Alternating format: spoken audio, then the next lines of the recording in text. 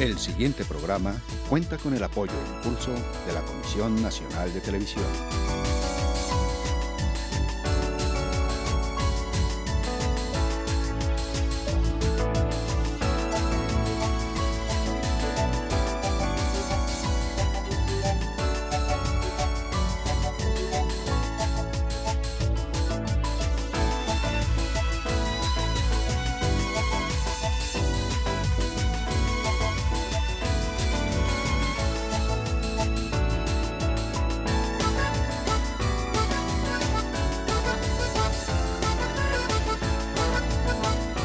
Espejo retrovisor, la historia en movimiento.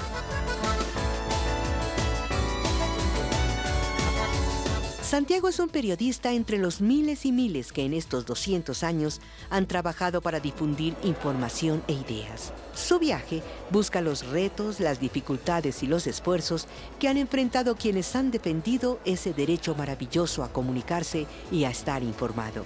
Sus herramientas son ahora mucho mejores que las de 1810, pero el sentido sigue siendo el mismo: buscar, encontrar y contar.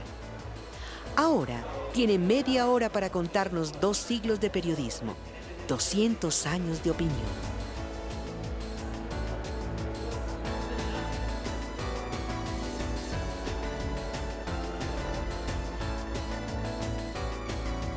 Me queda un día para entregar el programa al canal universitario. Me faltan 4 entrevistas y hay varias que no podré hacer. Las que más me duelen no son las que me han negado algunos colegas por falta de tiempo o de interés, sino las que debería haber hecho con periodistas que han sido asesinados y que hoy deberían estar con nosotros. Es necesario mirar hacia atrás, hacia los personajes y los lugares en donde podamos recuperar nuestra memoria. Flaco, empieza por el primer plano del río y ahí te vas a dar cuenta que hay un zoom out del puerto en ruinas. El texto que va ahí es el que dice: y fue por ahí, por el río Magdalena. ¿Ya sabes cuál es? Fue por aquí, por el río Magdalena, que los nativos llamaban Yuma, por donde entró en 1790 la imprenta patriótica. Este puerto, carcomido por la vegetación, horadado por raíces más fuertes que la memoria, vio partir o llegar a Bolívar, Sucre, Mutis y todo aquel que buscara adentrarse o salir de la América Andina. Tenía más de 250 años de construido cuando Nariño hizo traer de Europa, con sus propios recursos, la imprenta patriótica. En ella se imprimió el papel periódico, órgano oficial del virrey Espeleta, que escribía don Manuel del Socorro Rodríguez. En 1793, su prensa reprodujo la primera traducción al español de los derechos del hombre. Así, Nariño inició el periodismo de opinión en Colombia. Mientras Manuel del Socorro Rodríguez y los suyos están discutiendo sobre gramática, sobre valores coloniales, sobre la flora, la fauna, un poco los ecos de la expedición botánica, en el otro lado están discutiendo los ecos de la independencia de los Estados Unidos, la Revolución Francesa, y esa es la generación, la primera generación de Antonio Nariño. Toda esa generación va a ser la generación que va a conducir a la llamada Revolución de 1810. Entonces ya se planteó la diferencia que hay entre el periódico oficial, subvencionado, sostenido por el gobierno, y lo que es el periódico del ciudadano común y corriente, que tiene que buscar su financiación y que no quiere depender económicamente de lo oficial. Allí es donde aparece la gran debilidad histórica y como significación periodística del papel periódico de Santa Fe de Bogotá, de don Manuel Socorro Rodríguez, porque era algo subvencionado, dirigido, controlado por el virrey Espeleta. Por tanto, la peor forma de periodismo que se puede hacer, que se podía hacer entonces y que se puede hacer hoy.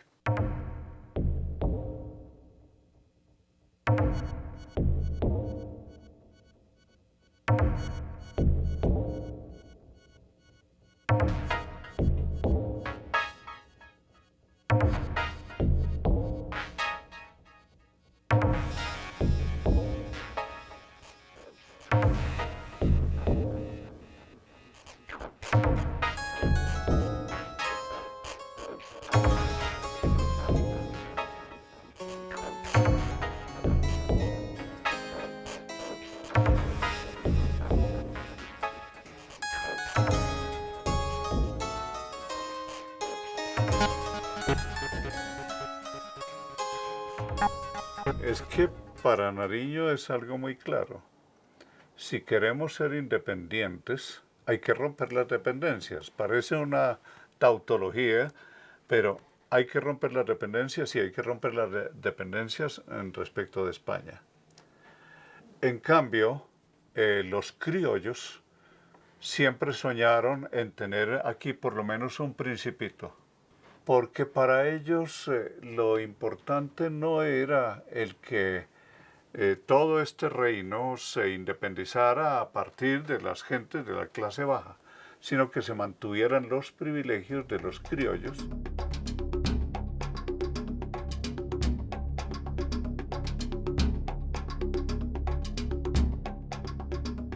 No se podría explicar la historia de estos 200 años sin las luchas del periodismo y de los periodistas por la libertad de expresión, la libertad de imprenta y los valores que son conexos a estos principios.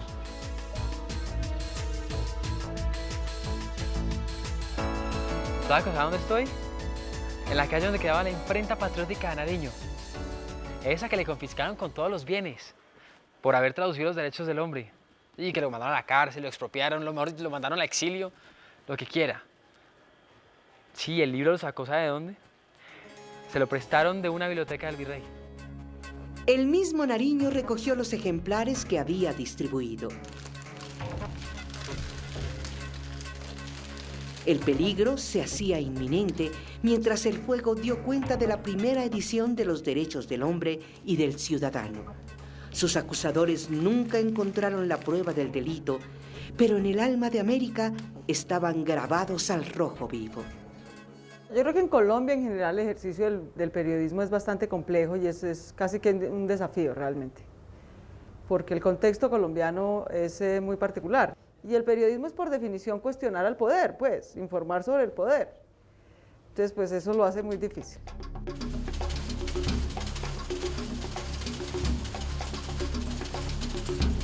En el caso del tiempo yo no conozco una situación en la cual haya existido una autocensura de ningún periodista. Creo que existen criterios periodísticos que diferencian posiciones de un medio u otro. Que los periodistas en Colombia hemos siempre estado en la mira de los intolerantes, y en toda la gama de los intolerantes, el narcotráfico, las guerrillas, el político corrupto, autoridades que no respetan a los periodistas, el paramilitarismo.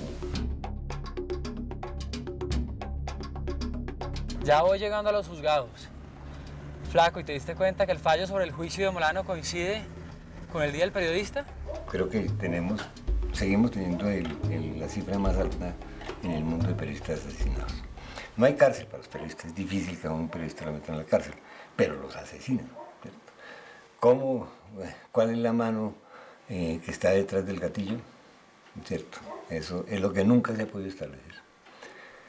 La segunda, que me parece complicada, cada vez más difícil, es aquella censura que el mismo medio establece.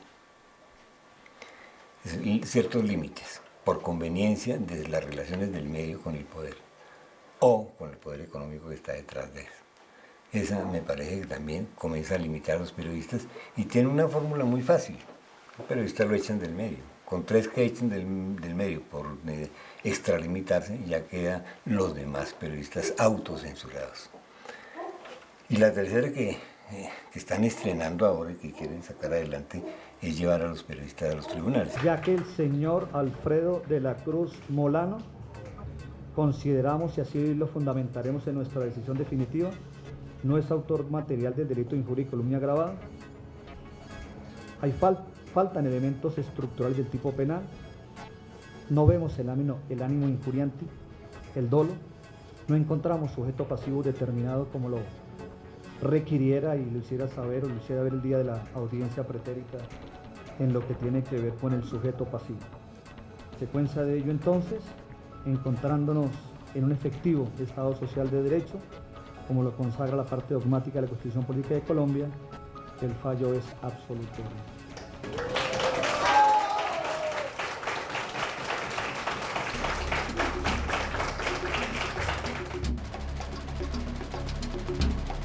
El Tiempo nace como un periódico ligado al partido de las ideas republicanas en la primera década del siglo XX y luego hace un paso hacia el Partido Liberal. Luego el director del Tiempo y fundador Eduardo Santos se convierte en presidente de la República en los años 40 y luego el Tiempo hace parte de esa resistencia del Partido Liberal a unos gobiernos conservadores. Luego vendría la dictadura de Rojas, donde el periódico en esa defensa del Partido Liberal y de las ideas liberales pues sufre la censura, es clausurado, le toca cambiar de nombre y eso marca la historia y la identidad del periódico para luego en los 60s y los 70s pues ir transitando un camino de independencia y autonomía de los medios de comunicación frente a esas casas políticas tradicionales. Ese camino ya terminaría hacia los años 80s y 90s cuando el periódico también hace parte de la lucha contra el narcotráfico.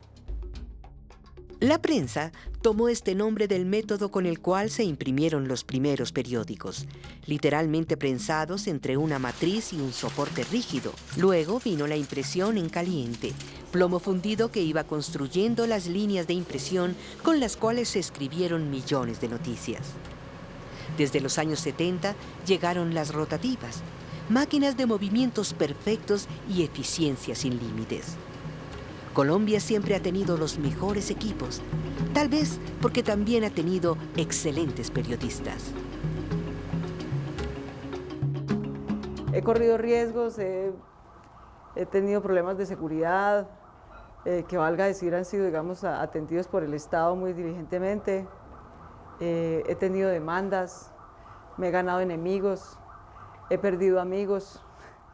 O sea, ha sido costoso en ciertas cosas, pero ha sido muy gratificante. La primera experiencia la tuvimos con María Isabel Rueda, Enrique Santos Calderón, Gabriel García Márquez, ni más ni menos, Julio Andrés Camacho, que venía de ser gerente de la revista Cromos y yo, y fue el noticiero QAP. De última hora desde la ciudad de Cali continuamos QAP. Fue una aventura exitosa económicamente, no puedo negarlo, nos prestaron plata, nos fue muy bien y el rating pues trajo pauta y la pauta pues nos hizo poder hacer millones de cosas, tener periodistas muy bien pagados, financiar viajes, hacer todo lo que los periodistas queremos y lo que normalmente por cuestiones de costo no nos dejan.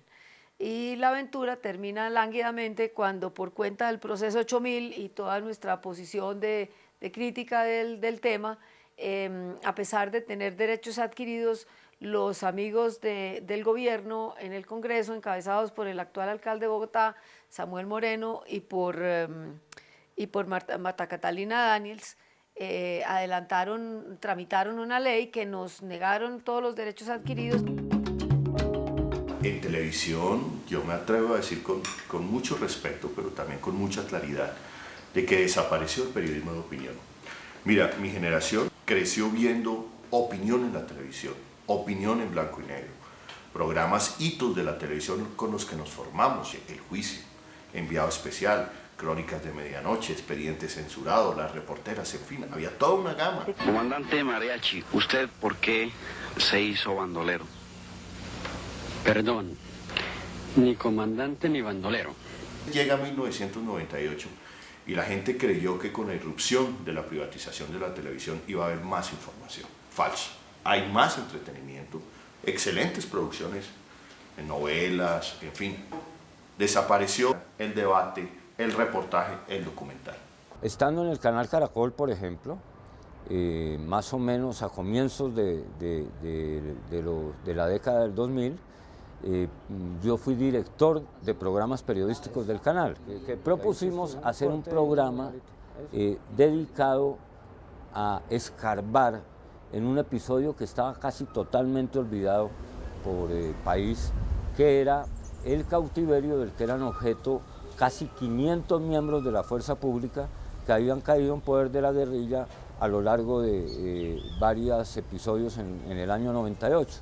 Estábamos editando a un ritmo muy veloz, con mucha pasión, porque teníamos un material muy precioso en nuestras manos, y en ese proceso ya de la edición recibimos continuas y cada vez más sospechosas llamadas de la presidencia del canal y de los directivos de Caracol para que mostráramos el contenido total del material que estábamos editando. En el lapso velocísimo de 48 horas, el canal nos notificó que el material que tanto esfuerzo nos había costado hacer y que tanto impacto pensábamos nosotros iba a poder tener para abrir un debate sobre este tema, sería censurado y que no podría salir al aire. Claro, listo, ya tengo el dedo Botero, ¿con qué sigo? Inicia con la parte de Alfredo Greñas. Sí, porque es que nadie mejor que Greñas para entender lo terrible que fue para los periodistas la época de la Regeneración. Es que le cerraron 10 periódicos, lo mandaron al exilio y el hombre nunca dejó de escribir, de dibujar, de imprimir, de hacer.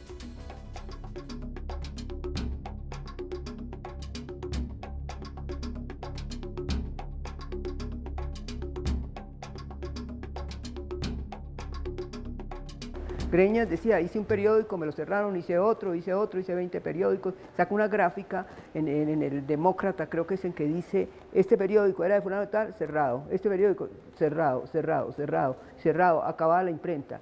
Y él, entonces, el último periódico que él hace es El Barbero. En ese siglo XIX, Flaco, para que quede muy entendido, no solo el periodismo se mantuvo con el nivel que Nariño le dio, sino que se acrecentó muchísimo más.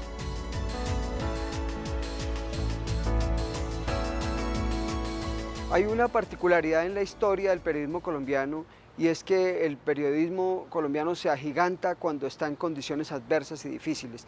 Digamos que después de la sucesión de guerras civiles, de constituciones a lo largo del siglo XIX, de muchas complejidades, se impone el movimiento conocido como la Regeneración de Rafael Núñez y Miguel Antonio Caro. Es en ese momento que aparece una generación combativa, fuertísima, que le hace frente a ese movimiento de la regeneración. Esa generación la encabeza Fidel Cano, fundador del Espectador, el 22 de marzo de 1887. Le toca muchos cierres de periódicos, le toca pasar 18 meses preso en una cárcel de Envigado. Tal vez una constante de Colombia en estos 200 años sea la calidad de periodistas que siempre ha tenido. Ni en los momentos más difíciles se impuso el silencio. Siempre las voces de la prensa alertaron acudiendo a la imaginación.